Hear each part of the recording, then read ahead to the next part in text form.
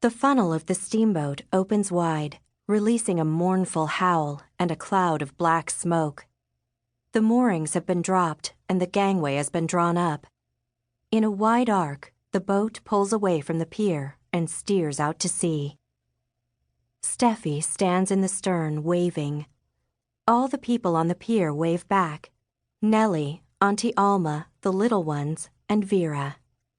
Stephie said goodbye to Uncle Evert last night, before he headed off with the fishing boat he works on, the Diana. When he and the rest of the crew return with their catch in a few days, Stephie won't be there. The people on the pier are shrinking. Soon, Stephie can't see them. The last thing she loses sight of is Vera's copper-red hair, glistening in the sun. "Let's go inside and sit down," Aunt Marta says. "Our clothes are getting dirty from the coal smoke." Brushing a few particles of dirt only she can see off the sleeve of her light summer coat, Aunt Marta precedes Stephie to the passenger area, her little straw hat pressed firmly down over the gray bun at her neck. Aunt Marta's wearing her very best clothes to take Stephie to Goteberg, where Stephie is going to board with Dr. Soderberg and his wife, so she can continue her schooling. The school on the island is only for the first 6 years. 1 weekend a month, and on vacations, she'll stay with Aunt Marta and Uncle Evert. It's all planned. The air in the passenger area is muggy. Stephie fans herself with a newspaper someone left on the bench where they're sitting. Aunt Marta, though, sits straight as a ramrod, with her buttons done up to the neck and the corners of her headscarf crossed neatly over her chest. She doesn't seem to notice the heat. The suitcase at Stephie's side contains nearly all her earthly possessions, her clothes, her books, her diary, and her photographs of Mama and Papa. The only thing she left in the room under the eaves at Aunt Marta and Uncle Evert's is her old teddy bear. She's a big girl now, 13. She intends to go by the name of Stephanie at her new school. It sounds romantic and grown up, not childish like her nickname. Sven, the Soderberg's son, calls her Stephanie.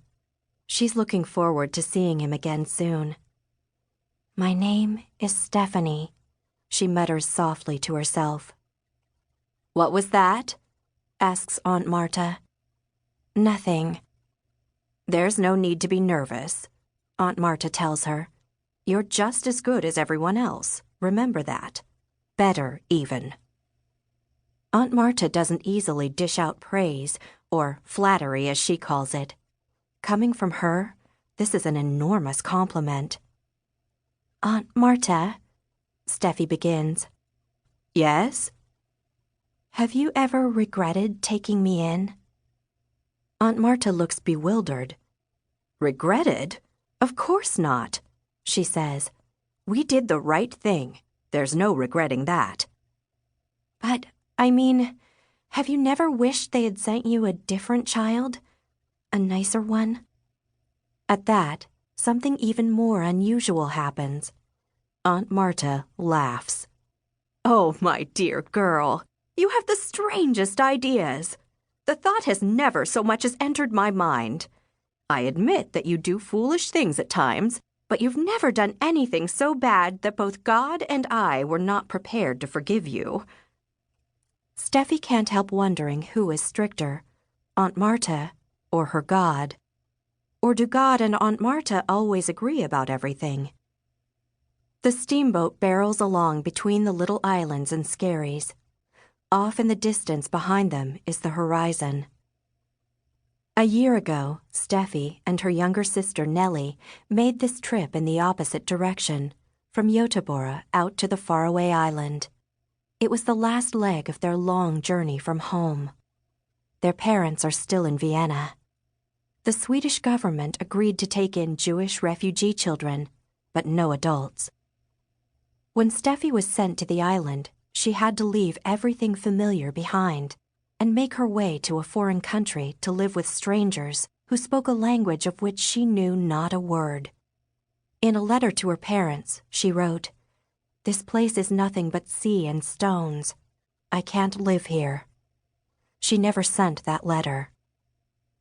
This time, she's not leaving because anyone is making her. She's leaving of her own free will.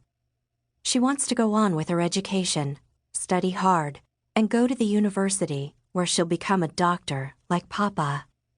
She's wanted to follow in his footsteps for as long as she can remember.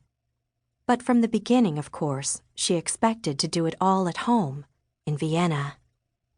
So here she is, breaking away again, this time from Aunt Marta and Uncle Evert, from Vera, the one friend she finally made, and from Nellie, who's going to stay with Auntie Alma and her family on the island.